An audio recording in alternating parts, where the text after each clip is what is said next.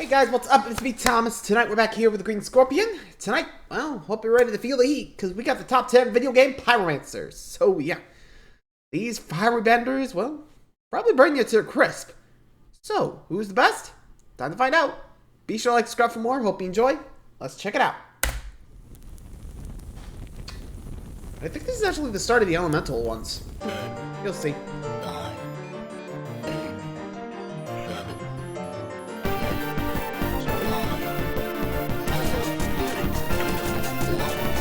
Go.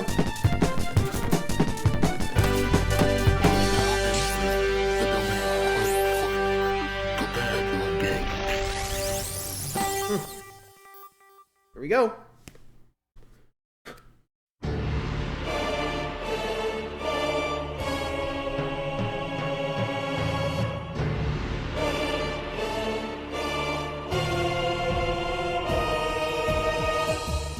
Fire, the element of power. It gives us warmth, it lights our way, and it keeps the beasts and brutes at bay. I am the Green Scorpion, and welcome to Weapons Month 4, the month of the elements. Here, the true elementals converge to prove supremacy with the most basic natural forces of our universe. And as a warm-up, we're better to start off than with the most seemingly offensive of the bunch, the Pyromancers. Fire means many things, and as dangerous as it can be, it is also a symbol of life, passion, and progress. Greek myth tells us of Prometheus, who looked down on mortals from Mount Olympus and, pitying their squabble, stole the first fire for them, bringing them the inspiration to grow and create. Were it not for the campfires that cooked our food, let alone the warmth and light of the sun, humanity never would have stood a chance. But fire is more than just benevolent. We all need heat in our lives. With its constant need to feed and its quickness to spread, fire swiftly became a deadly tool for warfare. It can consume houses, it can stick and spread across many surfaces, and it can do quite a number on living flesh that doesn't have a specific armor or defense. Fire is often used to describe the greatest evils of human legend, but it also shows up as an instrument of divine retribution. What makes fire interesting as a weapon is its structure. It is not a solid, a liquid, or a gas, but rather a byproduct of a chemical reaction or plasma. It has no real physical structure, so it can't be used to block or parry. It must be used almost purely offensively, prompting pyromancers to take the initiative and strike before struck. Ignition can provide area control, however, and many inventions exist that convert its power into energy or propulsion. On this list, however, you're going to be seeing a lot of burning. So as usual, only games I've played, only one per franchise, and only characters originating from video games. Get stoked, because it's time for the top 10 pyromancers in gaming. Ready, aim, fire! You know the rest.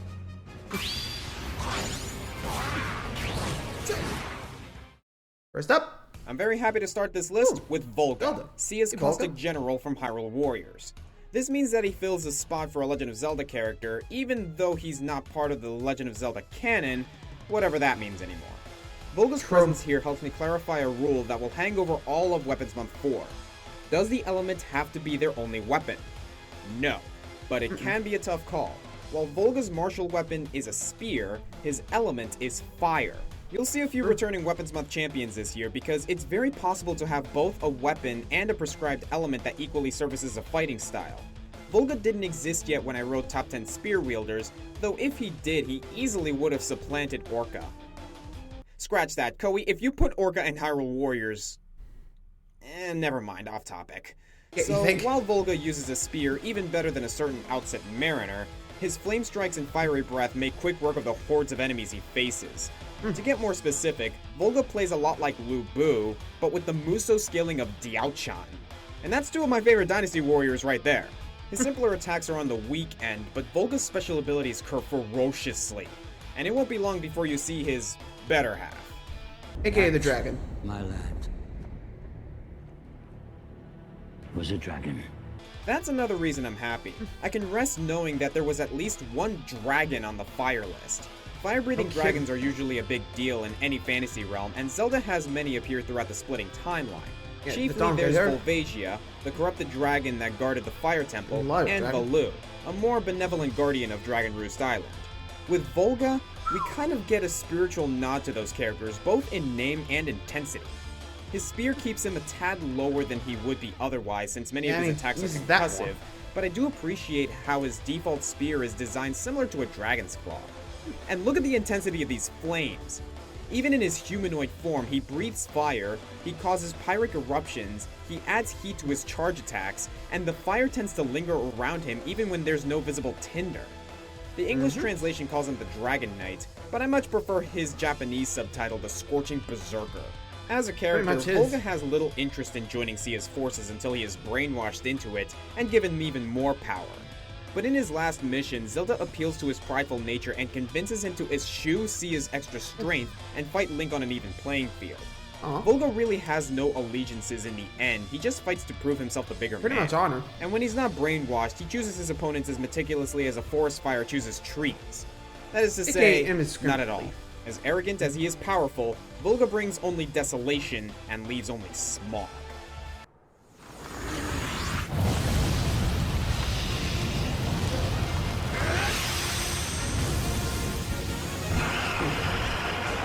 Still, you gotta admit, the fact that you can turn into a dragon is pretty cool, right? Number 9? Well, so sorry for the thundering. With the strategy of Pokemon rooted so much in types, it's no surprise that it would be a major inspiration when it comes to the elements. But where in blazes am I supposed to start with this one? There's a ton of legendaries from Moltres to Reshiram, and fire is one of the starting types, so there's a ton of popular choices there. My co-writer and I actually argued about this one for weeks, and he almost had me on Charizard. Well, with all due respect, I'm just not on the Charizard bus. So I decided to emulate my decision with the Poison Wielders and hit the Elite Four. Sure as hell's not Flint.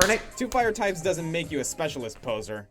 That leaves Generation 5's Fire Mistress, Malva. Now granted, Generations 5 and 6 bewilderingly dropped the Elite Four's teams to 4 Pokemon each, so Malva doesn't have as much to work with.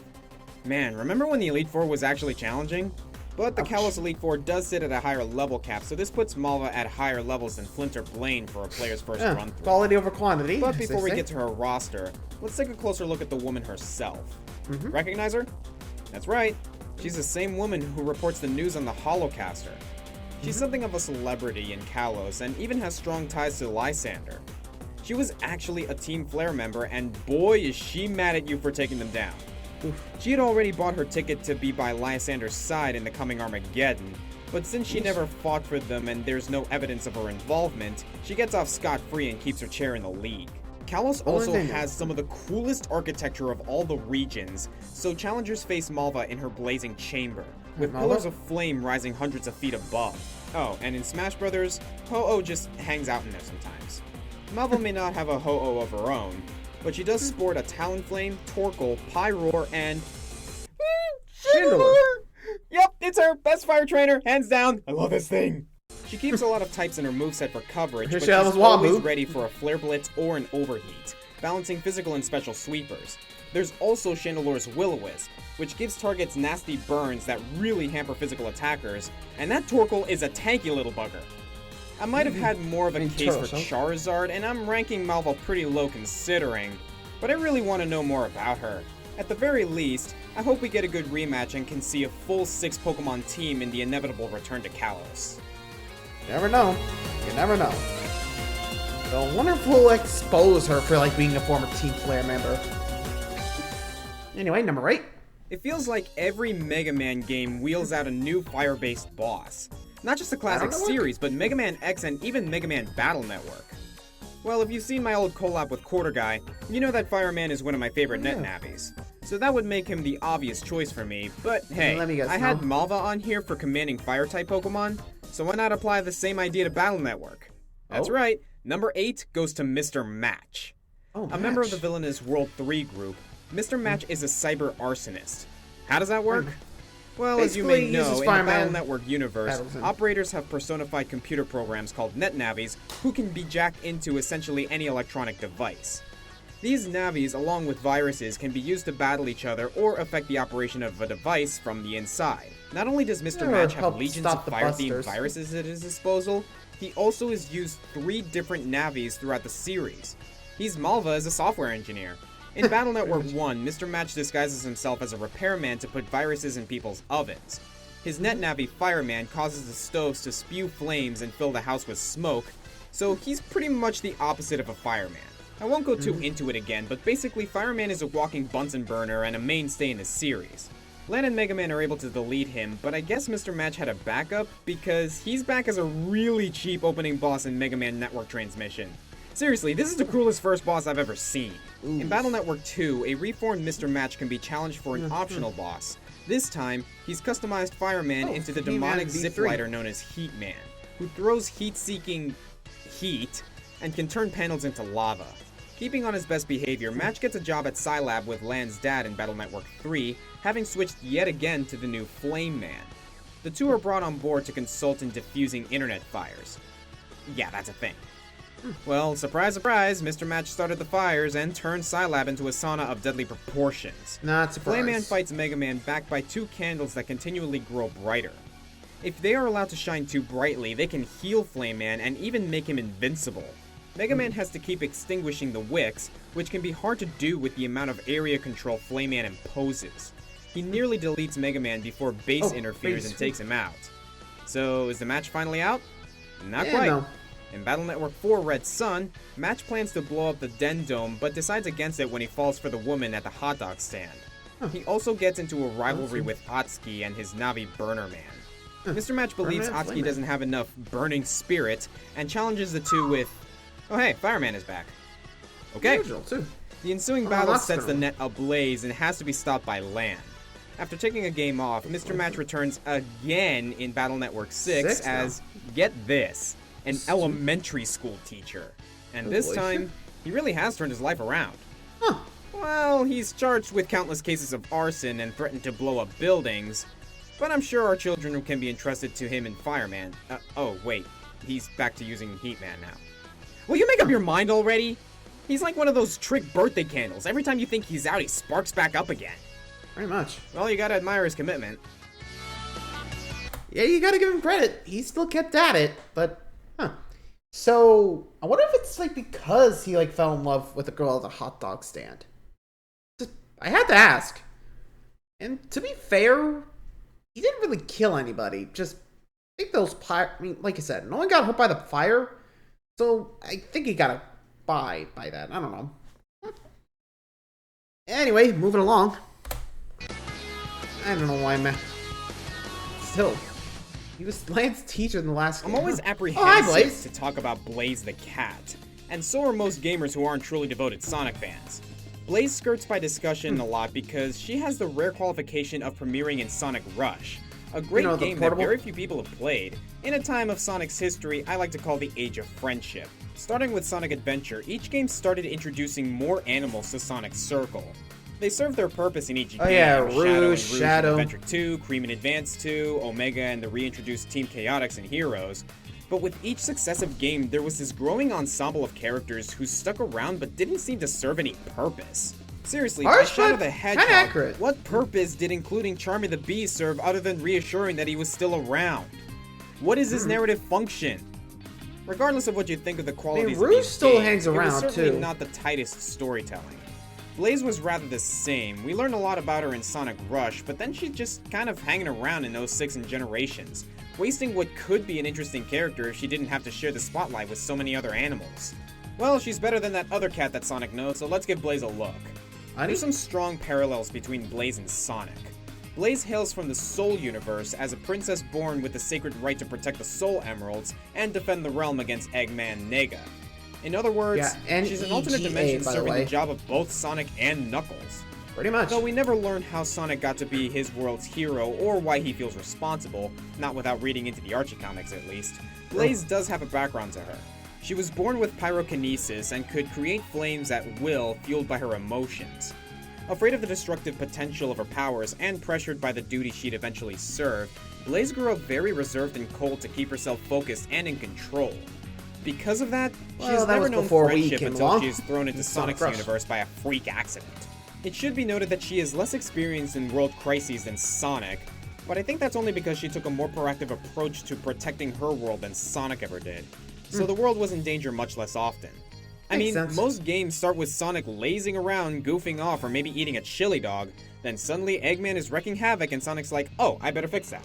I guess the ironic thing is that while most fire-based characters are usually the chaotic ones, the ones with quick tempers who act on emotion and lash out, Blaze is always cold and distant. Her personality is more ice than fire. But if you consider that she spent her whole life trying to muffle her inherent fire abilities, it makes sense that her demeanor would be the opposite in order to maintain control.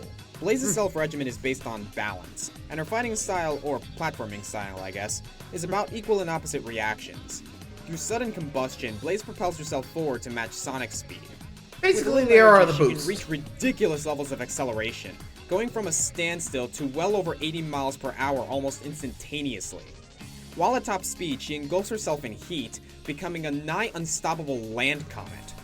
Gotta love the name Blaze, being both a verb for moving quickly and a noun for fire.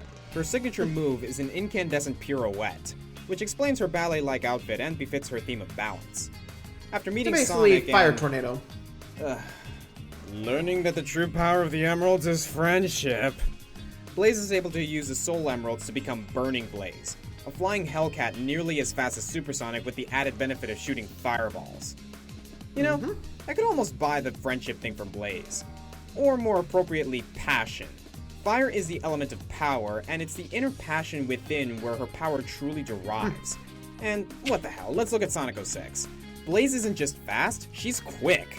She can homing attack like Sonic, but the delay between attacks is much lower, letting her dart through the sky into opponents at a much more satisfying rate. She also helps Silver capture the demonic flame of Iblis. Silver then tries to contain Iblis's power within him, but he kinda sucks at the game, so Iblis won't accept him. Then Blaze pushes him aside and absorbs Iblis. She can't really contain that much evil, but the fact that she's a suitable host for an all-powerful fire demon is pretty cool. And I know Elise turned back time and faded all of that out of existence, but we at least know that it could happen, right? Yeah, this is what I mean when I say that the story isn't very tight. And again, bad writing. It is the very model of a modern game calamity. Sorry, had to be sunk. At number 6, we have the Autarch of Flame himself. Oh my god! No, not that Autarch of Flame, but I can see the confusion. Both led a sort of revolution, both really like fire, and both appear to be dead only to resurface several years later. Ha! The Autarch we want is Rubicante, the leader of the 4 elemental archfiends from Final Fantasy IV. It's unclear if Rubicante was born a demon or if he was ever human, as he does have some humane qualities and even a profound sense of honor. Answering only to the game's main antagonist Golbez, Rubicante led the attack on Edge's homeland of Eblin, raising the fightem to the ground. This happens off-screen, but one look at the ruins and you can tell it wasn't pretty. I can see why Alex likes this ensemble Dark Horse. Even though he's on the side of villainy and gladly answers to the name Archfiend, Rubicante has his standards. He always gives Cecil and the gang a fair fight, even healing them to full health before each bout, and he actually punishes Dr. Lugue for his experimenting on Edge's parents, saying it was cruel and unnecessary. He's quick to berate Edge for letting his emotions get the best of him, preferring to harness rage rather than let it influence him. And there we have it again. Passion, control, fire. Rubicante's signature is his Cloak of Flames. While he himself is predictably weak to ice magic, his cape can block and absorb all elemental spells, including ice. If you hit him with a Blazara while his cape is up, it will actually heal him. A lot. This means that you have to be very careful with the active time battle system. He also counters all physical attacks with some pretty punishing fire spells. His signature attack, Inferno or Scorch, depending on the translation, can deal devastating damage to a single target, most likely killing them if they aren't sporting some ice mail or the ice shield. In other versions of the game, Inferno will hit all party members while healing himself. After dying, being resurrected by Zeramis, and dying again, Rubicante somehow returns in the after years to battle Edge and Rydia, offering them a fraction of his power if they can best him. Most deadly of all is his appearance in the remakes of Final Fantasy I. He's an optional boss hanging out in the Hellfire Chasm. Rubicante. Yeah, nice place you got here, Ruby. And he guards Kimichimonji, an all-powerful ninja sword that I hopefully didn't mispronounce. Yeah, if you want this sword, well, get ready, because Rubicante's stronger than ever. He's finally added Firaga into the mix, is much more liberal with his Scorch attacks, is now immune to Quake, which in Final Fantasy IV was kind of a hole in his defenses, and he keeps his cape's defensive bonus and absorption abilities up permanently. Ifrit may be the reoccurring fire summon in the series, but the way I see it, he can't hold a candle to the Autarch. I wonder what would happen if, like, Rubicante actually became a summon. Do you think people would use him more, or Ifrit? Blaze and Next. Rubicante are both examples of pyromancers who manage their inherent powers through self-control. But you know what? I'm sick of that. This So, is fire. let the mother We need effer some burn. rage. We need some fury. I am the Fury. Now that's what I'm talking about. Metal Gear Solid. Truth be told, a long time ago, I started this list to be top 10 flamethrower wielders, with the Fury being a major contender for the top spot. And who could blame me? Sure, he was preceded by Pyro Bison in Metal Gear Ghost Babel, but man, look at And this again, guy. I don't think anyone watched that A one. World War II veteran, this Soviet hound served in the Cobra unit with a few other Weapons Month vets that you might remember. He was a devoted nihilist, and he earned his nickname for the lashing anger towards life itself. After the war, the Fury returned to the USSR and secretly became the first man in space. Yeah, sorry real-life cosmonaut Yuri Gagarin, your achievements are a lie. Oof. Not all was well for the combustive cosmonaut, however. A fatal malfunction caused his shuttle to erupt into flame during re-entry, completely engulfing the Fury. This agony would be the last sensation he ever felt, as every nerve ending in his skin was burned away. The Fury was saved by the best secret medicine the USSR could afford, but he developed PTSD from the experience, adding to the pyre of anger issues that was his psyche. He became obsessed with the experience, looking Fury. down at the Earth as he burned, with the whole planet seeming to smolder through the window. This prompted his new mission to fulfill his prophecy and charbroil the entire planet one man at a time. Some people He just want to rejoined watch the Foxhound as a world flame burn. soldier, and the rest is history. Had to be said. In Metal Gear Solid 3, the Fury ambushes Naked Snake in an underground tunnel. He sports his old cosmonaut suit, which With the frickin' fortunately is flame jetpack? retardant, and wields not just any flamethrower, but one utilizing a liquid rocket fuel, the same kind that powers his jetpack. The fuel is a mixture of unsymmetrical dimethylhydrazine and nitrogen tetroxide. I'm pretty sure my co-writer put those words in just to antagonize me. And not only are these flammable, they linger for a while. If Snake isn't vigilant, he'll What is quickly this, be napalm? surrounded by 7-foot-high flames. And with that jetpack, the Fury can keep up the chase while reigniting the ground beneath him. Snake's only real options are to damage the suit with bullets or blade attacks. Once the suit is compromised, the Fury can be damaged by the heat, and this is where the Fury starts to snuff out for me. It's really cool that he feels no pain and everything, but that also means that he doesn't notice that he catches fire from his own weapons. Or had a problem. He lacks self-control, and that's kind of what we signed up for with a name like the Fury. True, Finally, with the upon pill his PTSD. defeat, he flies himself into the wall and bursts into flames. That turn into two giant flaming heads that chase Snake through the tunnel like he's in the Mummy. You know, This sometimes does I feel think like the the Cobra Mummy. unit is just a bunch of wizards. I wouldn't be surprised at some point. Sheesh. Like, what was going on with those guys? Next. So the Fury is the best flamethrower wielder, huh? Yeah. Well, I have just one thing to say to that. Sorry about that. That thing. It scares me. That'd be said. The TF2 Pyro. Many Pyro soldiers' remains nightmares. one of the greatest enigmas of Team Fortress 2. We know very little of his origins, though the original Blue Team's Pyro looks suspiciously like Abraham Lincoln. But AKA this guy. guy. Well, we still don't even know if he's a guy, or if it's even human. All we can say for sure is that it's a remorseless killer who never shows its face. We thought in Meet the Pyro we'd finally see behind that mask, and we did, but not in the way we thought we would. Apparently the Pyro has seen so much Holocaust that it's convinced itself that the world is a magical fairyland and it's playing with its inhabitants. I guess? Yeah, except the plague Pyro's is chief skill murder. include close quarters Interesting. combat, defending friendly engineer buildings, and checking for spies.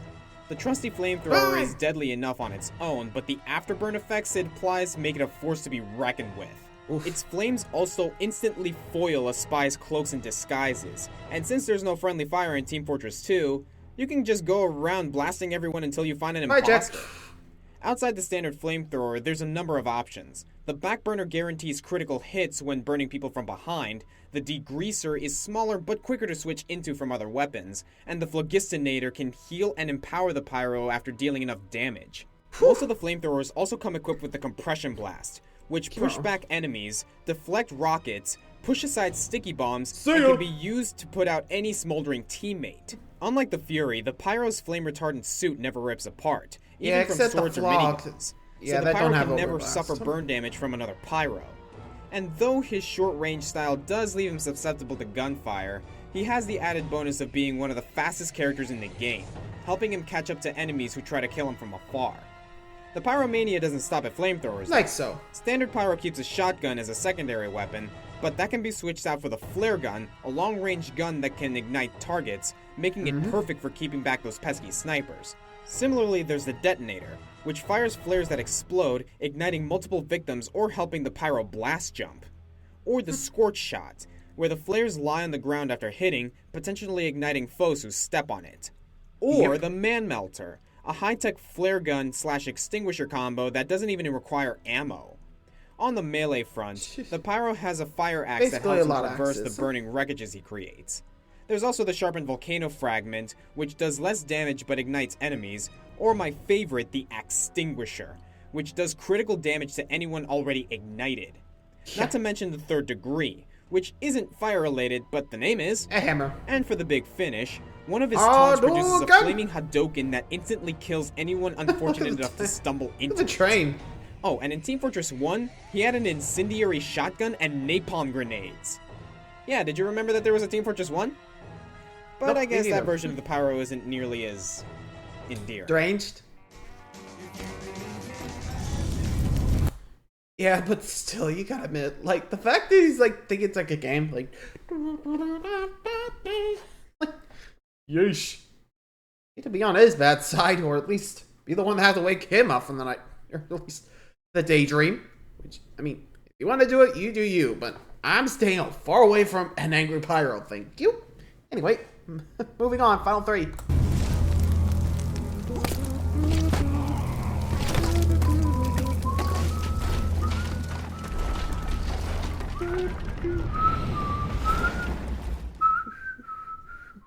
Sorry. Got it memorized. Hi, Axel. Flame user Kingdom from Hearts and I have a Organization 13. rocky past, but one thing I've always liked was Organization 13. You may have guessed that since they practically dominated the first Weapons Month, but it's like they were made for this. Case in point, Axel the Flurry of Dancing Flames. In case you don't know or have forgotten, Organization 13 was created by the evil Xehanort to seek access to the all-powerful Kingdom Hearts. Its members are all nobodies, which means they were people who had their souls plucked from their bodies. Yeah, basically, you had a strong heart, your body's still around, just as a nobody. No sense of emotion. Some special individuals retain their human appearance, have their personalities drastically changed, and for some reason get absurdly powerful. Axel was once the boy named Lee, living in Radiant Garden with his best friend Isa. The two were snooping around Ansem's lab and accidentally witnessed Xehanort turning the rest of the scientists into nobodies. Xehanort caught the two and transformed them as well into Axel and Sykes. Axel took the rank of number 13 in the organization, and his Spitfire eagerness translated into incredible pyromancy. He also could now conjure his spiked chakrams, the Eternal Flames. Axel is a major character in Chain of Memories, 358 Days Over 2, and Kingdom Hearts 2. He's sent to Castle Oblivion by Xemnas to sniff out those attempting to betray the organization.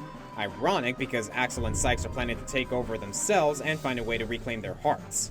Out of the 6 members to appear in Chain of Memories, Axel is the only one to make it back alive, having indirectly, and in Vexen's case, quite directly, murdered the other 5. His plans with Sykes get kind of sidelined, however, as Axel forges an unexpected friendship with Roxas. Though Sykes is very cold without his soul, Roxas' friendship makes Axel start to feel like he does still have a heart. Which, he kinda does, but... not really. Well, this is why Kingdom Hearts drives me crazy. Long story short, when Roxas recombines into Sora, Axel drops Sykes, the organization, and everything he knew to try to turn Sora back into a nobody and get his buddy back. It's that need for feeling that makes him so compelling as a character.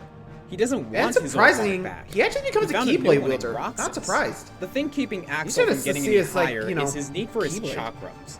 It is cool that he uses them as a source of his flame, and it could help to have a physical weapon to block with since fire can't really do that. But playing as Axel in 358 Days Over 2, his moveset is really more about slashing than burning. Awesome limit break notwithstanding. And even though we're always told that he's just as strong as the other nobodies, or perhaps stronger, the only fight against him in Kingdom Hearts 2 is pretty early on, so he's pretty simple to take out compared to the other nobodies. Yeah, on Proud Mode though, or in Final Mix, that's another story. Generally, Axel starts the fight by creating an inescapable burning arena. He ignites his chakrams for some pretty sick melee combos. He's no slouch at range either. His chakrams are very aerodynamic, even while on fire. Yeah. He can turn the ground molten, which will damage you over time if you're standing on it, and on harder difficulties, he won't play fair. He'll just do it to the entire floor. He doesn't care. Even if he sometimes catches himself on fire, he suffers no damage from it. In fact, that's a major aspect of his most secret ability, the ability to teleport through flame. When he needs some cover, he'll jump back into the scintillated walls he's created, only to suddenly jump out at you from the other side.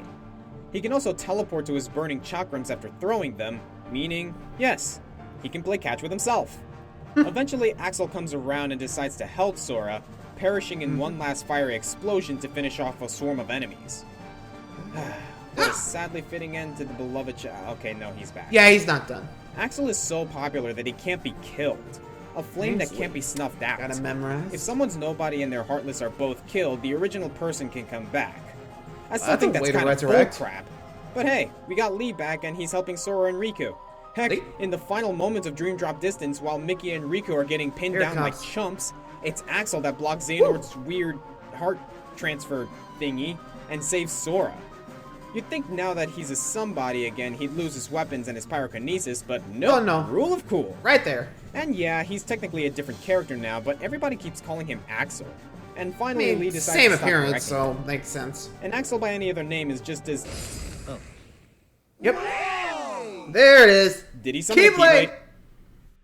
Well, Yeah. that should be fun in Kingdom Hearts 3. I guess the point is that not even being a nobody or all of Too the bad we Kingdom don't Hearts really claim as metaphysical much. ballyhoo could keep this flame Sorry, from Oscar. burning. The furnace is fueled by fandom. But still, you gotta admit, And like, that's it's a pretty renewable cool, resource you know? in large Just supply. him just summoning out the Keyblade.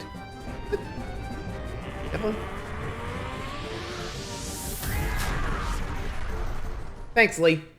King of the Flame Wars, the Ah, number 2 Brand. spot goes to Brand the Burning Vengeance. And I think the vengeance is for the lore changes. I know this was a while ago, but in 2014, Riot Games decided to retcon a lot of the backstory to make things simpler. If you've noticed the amount of time I've taken lovingly explaining the lore on my channel, you can imagine Yeah. I'm pretty upset about that. Basically, all of the Summoners and Institute of War stuff is slowly being removed, so I guess the 5v5 matches aren't really a canonical thing anymore, just a mechanic we play the game with. Kinda I harsh. don't like it. It's like the DC Comics reboot. I don't know what's canon and what's not anymore. Plus, they still haven't changed Brand's lore, so do I just use the old stuff? Why not? Oh god, sorry. Let's talk about this guy. An Go ahead. entity of pure vengeance and hatred and composed of living flame has existed in Runeterra for eons. It wreaked havoc during the Rune Wars until it was finally captured and sealed away in the icy caverns of Lockbar. Huh. It slept there for Yeah. centuries, still burning behind a never-melting glacier, until it was finally uncovered by a hapless pirate named Keegan Rodney. Keegan was drawn to this force like a moth to a Well, flame, yeah. moth convention, until the malignant embers leapt onto him. Keegan was no more, and Bye, the spirit Keegan. of vengeance Brand now wore his mortal body as a shell and sought to start his war anew. The forces of Demacia eventually captured Brand, who wasn't familiar with the more recent advent of summoners. He was given a simple choice: fight in the League of Legends or go back in the fridge. If he couldn't have the true freedom, he could at least take out his anger on the other champions in the fields of justice. Brand is the very definition of a burst mage. His spells all combo together and are designed to be cast all at once in an explosion of fire, after which you back off from the team fight and wait for your cooldowns to do it again. The key is his passive Blaze. All of Brand's spells set enemies on fire, causing them to lose 8% of their maximum health over the next 4 seconds. His spells on the surface are just bursts of fire in different forms. Seer is a skill shot fireball, Pillar of Flame has you choose a small area to erupt a moment later, and Conflagration is cast right on a single opponent and is practically unavoidable without some kind of spell shield. However, each of these spells gets a bonus effect if their target is already ablaze. Seer can stun a burning target, Pillar of Flame does 25% additional damage, and Conflagration explodes bigger to hit surrounding opponents.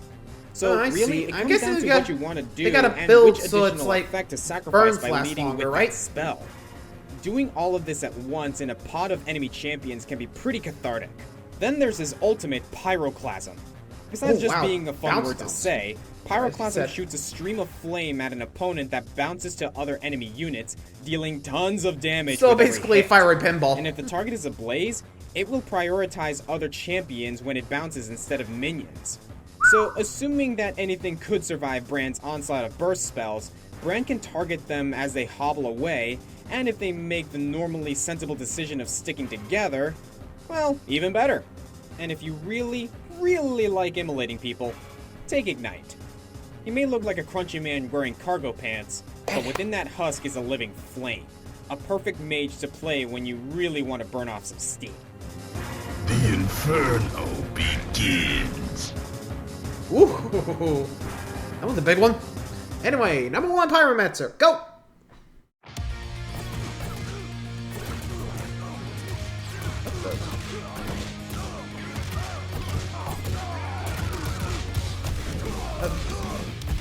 Pyro, okay. Wasn't sure it was like something was blocking it? So about now, I'm thinking, gee, what did I ever do to deserve this? Little old Ben Ferris speeding out the almighty TJ ball? combo. Ma would be so proud.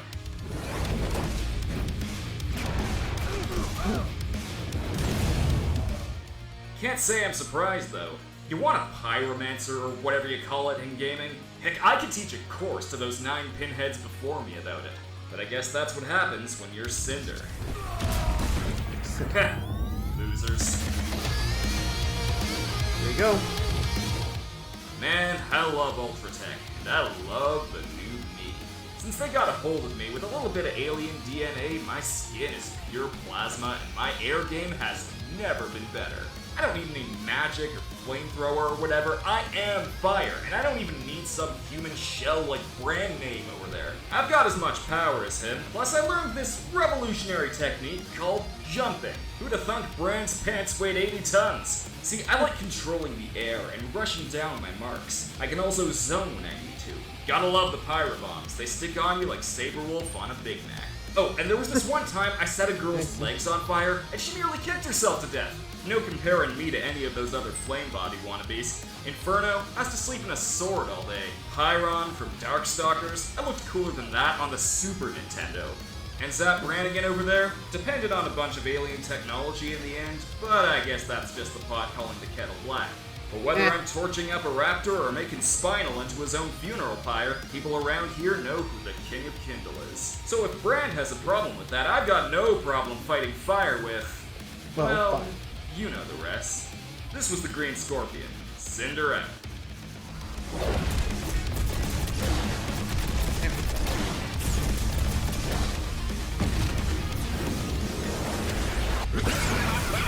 That was too much fun! I can bet. There you go. Cinder takes the top spot, with Killer Instinct taking the win. So, let me know your favorite Pyro answer. So I had nothing else. I'm still a little Anyway, hope you guys enjoyed. Till next time, like, subscribe for more. See ya.